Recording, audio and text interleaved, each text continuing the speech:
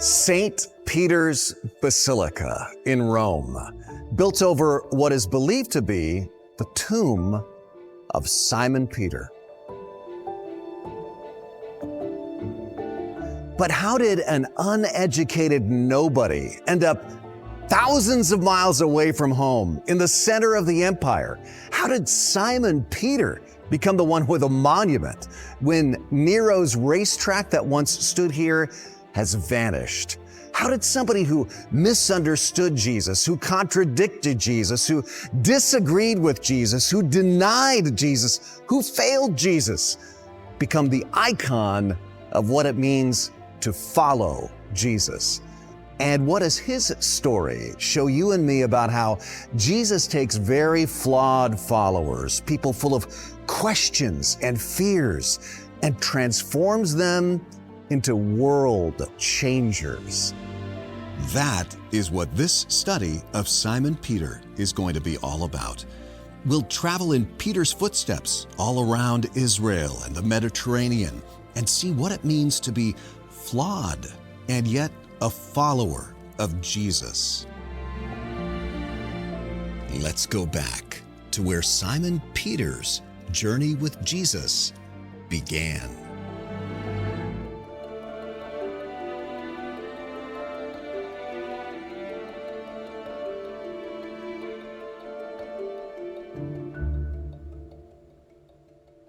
I am at the Sea of Galilee. It's the largest freshwater lake in Israel. Let me take you back to January 24th, 1986. A long drought finally broke that day.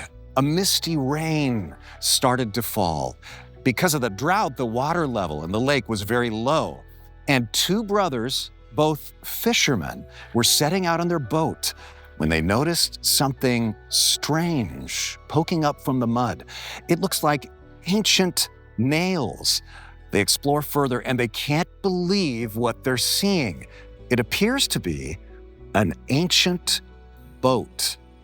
They contact a marine archaeologist and his tests confirm the truth. This is one of the biggest discoveries in the history of marine archaeology, an intact wooden fishing boat from the time of Jesus Christ. The very same kind of boat used by two other brothers, also fishermen, on another early morning here. And that boat is a great way to picture this story. A day a fisherman named Peter met somebody on the shore somewhere right here who changed his life. The Gospel of Mark, chapter 1, starting in verse 16. As Jesus walked beside the Sea of Galilee, he saw Simon and his brother Andrew casting a net into the lake, for they were fishermen. "Come, follow me," Jesus said, "and I'll send you out to fish for people." At once, they left their nets and followed him. Now, did you notice there? They did not come to Jesus. Jesus came to them. And that was a massive departure from the way most first century rabbis gathered disciples. In those days, the potential disciples would travel to the rabbi that they hoped to follow and ask permission to become a disciple. The disciples went to the rabbi. In a sense, they were applying for an internship. But here Jesus turns all of that upside down. Instead, it's the rabbi, Jesus, going recruiting disciples. Jesus standing on the shore and asking Peter and his fisherman brother to follow him when they weren't even looking for him. You know, maybe you have sensed kind of the same thing. The last thing you thought you would do with your life was be intrigued with the idea of following Jesus. But here you are, because Jesus sought you out, and you can sense Jesus is somehow calling you. You know, maybe you still don't feel qualified to be a Christian. Maybe you still don't feel like you fit in somehow with the rest of the Jesus followers. You've still got a lot of questions. You know what? If so, you are just like Peter, as we will see in this study. This is the northern part of the Sea of Galilee. And up to this point, this was the extent of Peter's world. The Bible says Peter was from a fishing village nearby named Bethsaida, which we will visit later in this series. But he was living in Capernaum with his wife and his mother-in-law when Jesus found him. Capernaum's a pretty nice place. The name Capernaum, or Nahum in modern Hebrew, means village of Nahum. The name Nahum means comfort, village of comfort, or literally Comfortville. It's beautiful, really. In its heyday, it was a bustling fishing port with several long stone wharves or piers that jutted out into the lake and 2 stone breakwaters to create a commercial harbor. It was surrounded by orchards and oil and grain mills. It had a freshwater spring. To give you an idea, the climate around here, to this day, the kind of stuff they grow around here, coconuts, bananas, grapes, all kinds of luscious fruit. I mean, this truly is great. All the fresh water you'd ever want. They still have fish here every night in the dining room where we're staying from fish caught right here in the lake. It's truly Comfortville. Nice climate. I mean, why would anybody want to leave? Why would Peter want to leave? Why would he want to pay any attention to Jesus Christ? Well, in the Gospel of Luke, there's an additional intriguing detail. Luke chapter 5, verse 3. Jesus got into one of the boats, the one belonging to Simon, and asked him to put out a little from shore. And then he sat down and taught the people from the boat. When he had finished speaking, he said to Simon, "Put out into deep water and let the nets down for a catch." Now, it's interesting. I didn't know this until we went out with some fishermen here on the lake, and you're going to meet them later on in this series. And they always cast their nets into the shallow parts of this lake. And I asked them, don't you ever go out into the deep water to fish? And they said, no. For net fishing, you always do that here on the Sea of Galilee, close to shore. And so Jesus says, hey guys, let's go out into deep water and put down the nets to see if we can catch anything. And look how Peter responds. He says, Master, we've worked hard all night and haven't caught anything. Now, I want you to remember that.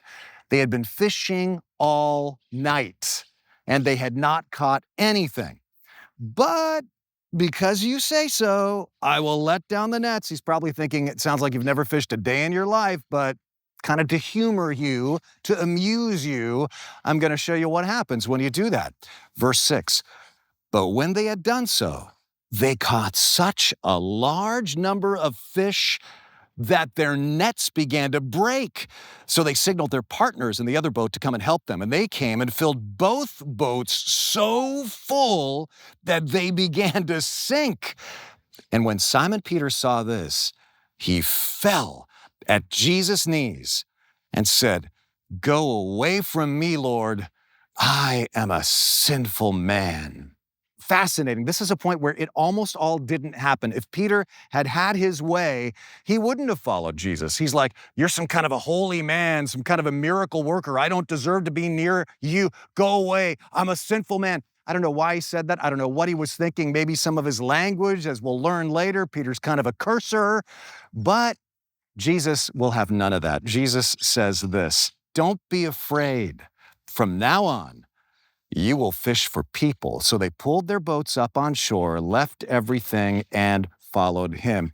It's interesting, Jesus' response. He doesn't say, Peter, you are not that sinful. It's as if he is saying, actually, you are pretty sinful, but don't be afraid. I'm going to make you something exceptional.